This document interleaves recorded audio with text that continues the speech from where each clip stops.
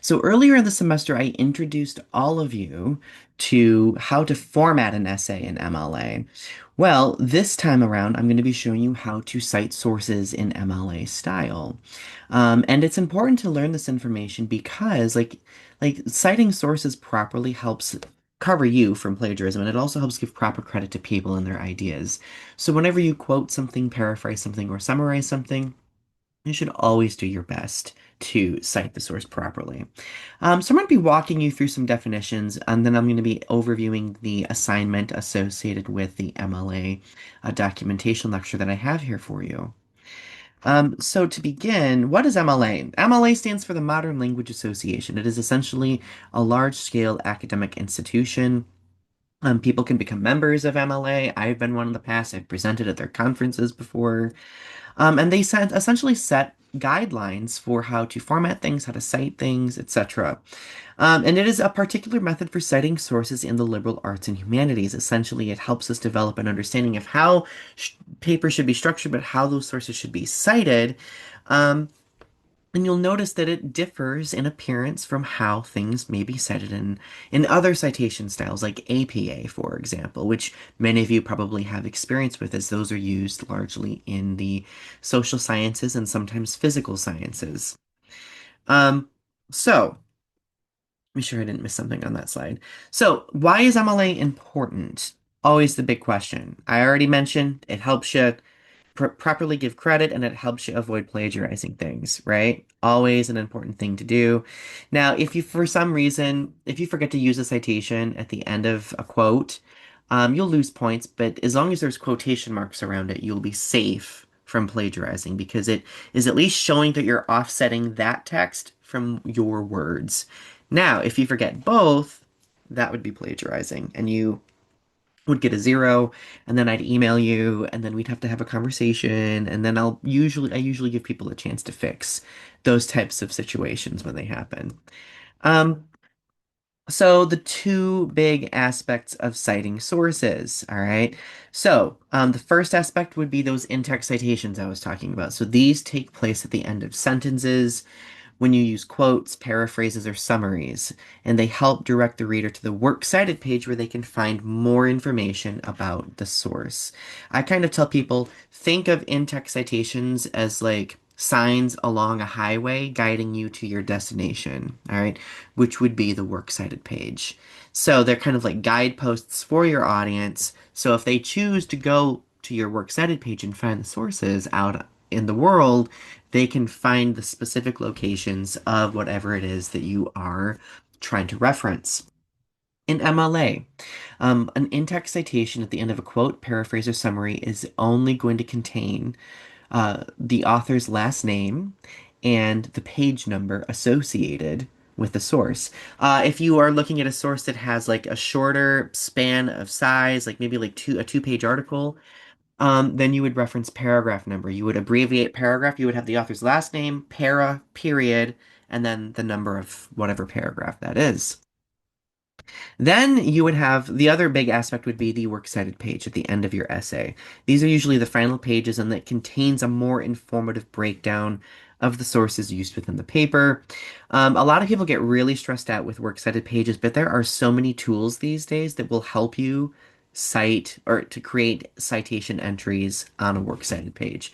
I'll be talking a little bit about those. For the MLA exercise that I will have you do, though, I will ask you not to use those tools yet because I want you to know where to find the information on the internet before you default to tools. Now, MLA versus APA. Okay, so let's kind of break down the differences here. So in MLA, obviously this would be what the citation looks like. All right, last name of the author and page number. I'm just using a made-up author and page number. In APA, you would have the author's last name and the year of publication. So sometimes you might have like a more specific citation in APA that also includes page number as well. Notice that MLA does not have any commas in it or anything. APA does. Keep that in mind. I will be looking for that. Now, the reason why APA uses year of publication as opposed to just page number is because a lot of research or information in social sciences or physical sciences can expire based on relevancy, right? So like if you're looking at like a sociological study that was done in like 1946 and you were citing it in a paper about some social issue happening in 2025, do you think that like seeing that year marker would might be like a red flag to your reader being like, oh wait, that was from like 80 years ago almost. Does that bear relevance to what's being discussed? You know, like that year is important in APA because of the nature of the information that is used in documents that utilize APA. Now, when it comes to in-text citations, I do have a few scenarios that I want to overview for you. I actually have them in a Word document that'll probably make it a little bit easier. So, usually your in-text citations will look pretty consistent, but I have some scenarios in which they might look a little bit different. So, first and foremost, I do have a make-believe article that I've invented here titled Cats Are Great Pets, a Somewhat Catty Analysis. I was struggling to find inspiration by our gal Janice Hutchinson. All right. So pretend that you're using this source in a paper and you were pulling quotes or paraphrases by Janice Hutchinson into your essay. All right. Let's pretend maybe you're using it for your rhetorical paper and you're analyzing how it uses logos, ethos, and pathos, right? So if you state the author's name, this is scenario number one. If you state the author's name earlier in the sentence or paragraph, what would that do to your citation? So what you would do is in your in-text citation, you would just have the page or paragraph number. So if you name drop the author earlier on, then you don't need to name drop them in the citation because that would be super repetitive and you don't want to be repetitive, right? Now, keep in mind, if you are, let's pretend Janice Hutchinson had like 5 articles and you're talking about all of her articles in one paragraph, then you want to be more specific about like using the titles of the articles in your paragraph to kind of distinguish. I mean, there would be a whole conversation about whether your paper is organized if you're doing all 5 of one person's articles in a paragraph, but that's besides the point. Point being, scenario one, if you state the author's name earlier in the sentence or the paragraph leading into the quote, then you would just have page number or paragraph number, depending on what type of source you're working with. Now, if there is no author listed, that can happen sometimes. What if you go to a website and it's being done by like this major organization and they don't have an author listed? What you would do is your in-text citation would have a condensed version of the source's title. So for this example, um, the title, if you don't drop the name of the title earlier in the sentence or paragraph, you would put cats are great pets, dot, dot, dot. That implies that there is more to the title, but you would use those ellipses. That's what those periods are called. They're called ellipses. You would use them to leave out the rest of that title. This would be a situation where you would use a comma. You would put a comma, quotation mark, titles of articles usually get put in quotation marks, and then you would have the page number. Now, or of course, if it is a small article, you would do para 43, right? Just depends on the situation. Um, if the article title is mentioned earlier, here we are again. You would just need to use the author or the page number, right? Or paragraph number. Now, here's where things get a little bit tricky. If the source has 3 or more authors, let's pretend that the article I have above was written by Janice Hutchinson, Jane Doe, and Doris Delaney. So there are 3 ways that you could format it. The first way that you could format it, if it has 3 or more, ignore my typo right there. Um, would be you could choose to list all the authors' names in the citation. Don't do this for the sake of my sanity, because I have a little note here that says, like, note how long this would be if you had this multiple times in a paragraph after quotes or paraphrases or summaries, right? I mean, if you did do that, you would list the authors' names in alphabetical order in the citation. Another scenario dealing with 3 or more authors, you could use the Latin term et al. Following the earliest name occurring alphabetically to show your readers there's all other authors. So et al. Stands for and others. So what you would do is you would do Delaney et al. 43. I like this style. This is quite nice. Okay. And if you want to feel fancy, like you're using Latin, well, there you go, right? Another example, if you just name drop the authors earlier in the paragraph or sentence leading into the quote, look where we are again. Back to just the page number, right? So can you kind of see where I'm going, like with what is probably the easiest route to take? Now, when authors have the same last name, you would then want to default to using the first initials of the names in the citations as well. Let's pretend Jane Doe and Farado, um, both, you're both referencing articles by them. That is what it would look like in that type of situation. All right. Now, so that is in a nutshell in-text citations and the scenarios for in-text citations. When it comes to works cited pages, some information on those. So these are sometimes called bibliographies or references pages. They come at the end of a document. I usually tell people, especially when they are working on the MLA exercise, to avoid citation generators like these different ones. I will allow everybody to use the one on the Purdue Writing Lab, which I will show you in a minute, when they are writing their essay. So when you're ready to do your works cited page at the end of your paper, you can use the citation generator, but I'm wanting you to use Purdue OWL for your exercises so you know where to find the information first. Because what if one of those pieces of technology fails? You'll need to know where that technology is. So when you are doing a works cited page, the first thing that you need to do is figure out what type of source it is that you are working with. Is it a magazine? Is it a book? Is it a journal? Second step would be finding out the layout for that particular type of source. And you'll be able to find that through the Purdue Writing Lab. So let me show you that here really quickly. I know I'm showing a lot of things today. So when you go to the Purdue Online Writing Lab, which by the way, you can find it through the folder that I have listed on our class website. So the MLA formatting guide, you can see here that they have a citation generator built in here using Citation Machine.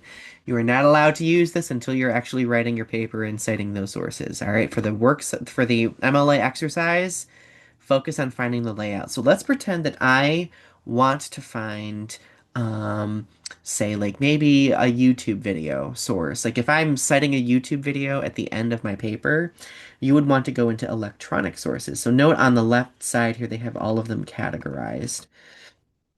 Now, if you just scroll down, you can see like all the different types of source citation styles for a works cited page. Citing an entire website, okay? A page on a website, an ebook, an image, or a sculpture. I had to cite a poem on a sculpture once before they had this. It took me forever to find out how to cite a poem on a sculpture. It was a nightmare. Um, so now if you go down further, I mean, you'll see an article in a web magazine. You'll probably use this periodically. An email, a listserv, a tweet, a YouTube video. This is how you would set a YouTube video. If there was an author, you would have an author listed. But if there is just, say, like the title of the video, you would just have the title of the video, YouTube, uploaded by, so and so, or the username of the channel, the upload date, and then the URL. All right. If you were citing a book, okay, let's pretend that you're citing a book that has like one author. This is what it would look like. You would have author's last name, first name. You would have the title of the book in italics. You would have the publisher, and then you would have the year of publication. Let's go back to other electronic sources and pretend that you are citing a source from, maybe this isn't the right page.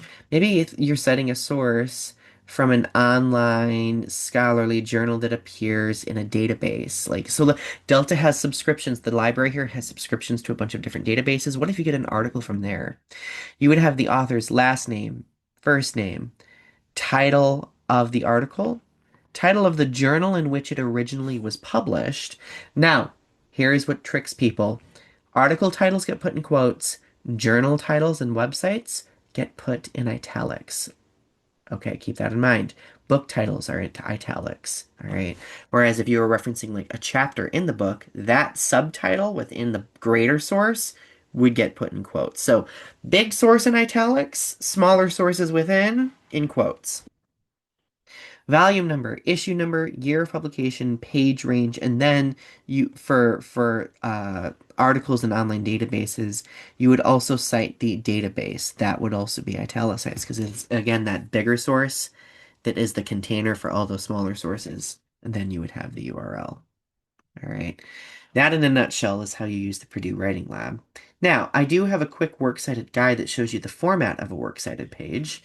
So when you get to the end of your paper and you are formatting your works cited page, it would look like this. Okay. So you would make sure that you have in like, and I have some notes here. This is for if you were to cite an article in an anthology, and this is one of the YouTube video ones. But you would make sure that your works cited page is on its own page. It's double spaced and it has hanging indents on every line after the first in each entry. So the reason why we do like hanging indents, not I said double spaced, it should have hanging indents on all subsequent lines after the first. I cannot speak today. So the reason why we do hanging indents is because it helps you determine it helps you determine what information is attached to which source entry.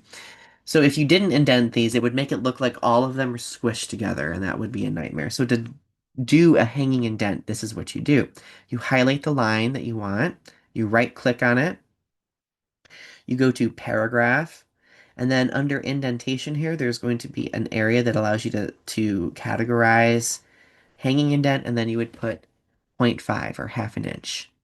And then you would have your hanging indent. Some people use these indent buttons up here. Do not do that. Don't use them. You want to use the hanging indent feature. The hanging indent feature is pretty similar on Google Docs, but I think you would go up into format, paragraph, and then hanging indent in Google Docs. So those are works cited pages in a nutshell. Now, the last thing I will go over is the MLA exercise. Okay. So the MLA exercise, this exercise is worth more than the typical exercise I do. It's worth 25 points, all right? So what you will be doing with this, it's divided into two sections. So section one is practicing in-text citations. So what you're going to do is you are going to look at these sentences. These are supposed to be wrapped in quotation marks, and they're supposed to have in-text citations at the end of them. I am asking you in part one here to put the quotation marks in the right spot. And then in all this publication information, I want you to determine what would go into an in-text citation at the end, and then correctly write it and place it at the end of that sentence. So I will do the first one with you just for fun. So obviously, we would put quotation marks around the sentence. That is because you're quoting it, right? Now, when you are doing an in-text citation, what information do you need for MLA? You just need the author's last name and the page number, right? Now, if you introduce the author's name earlier in the sentence, then you just need what? You would just need the page number, all right? Now, I do that on purpose because I want you to because I want you to commit to memory what information you need. You need last name and page number, right? You don't need to have. Now, if there was no author, if Betty Boop wasn't listed, you would use a condensed version of the title of the article, right? This is the title of the book that it appears in. You don't even need that in an in-text citation. So you'll need to Rebecca Hutchinson, Janice Hutchinson's sister, wrote Cats as Pets. I'm being ridiculous. So what you would do then is you would do the same thing for that as well. Now the next one, this would be citing sources on a works cited page. All right. So this is an article from Reuters. You would cite this as an article in a web magazine, essentially. Okay. So this space right here, you would put together your in-text citation entry. This you would cite as a YouTube video. This you would also cite as an article in a web magazine, and then this you would cite as a book with one author. All right. So make sure you keep that in mind as you work on the MLA exercise. And I hope that you find it helpful in kind of making you feel a little bit more fortified as it applies to citing sources in MLA. If you have any questions, please don't hesitate to reach out to me. Hope you have a great rest of your week. Thanks.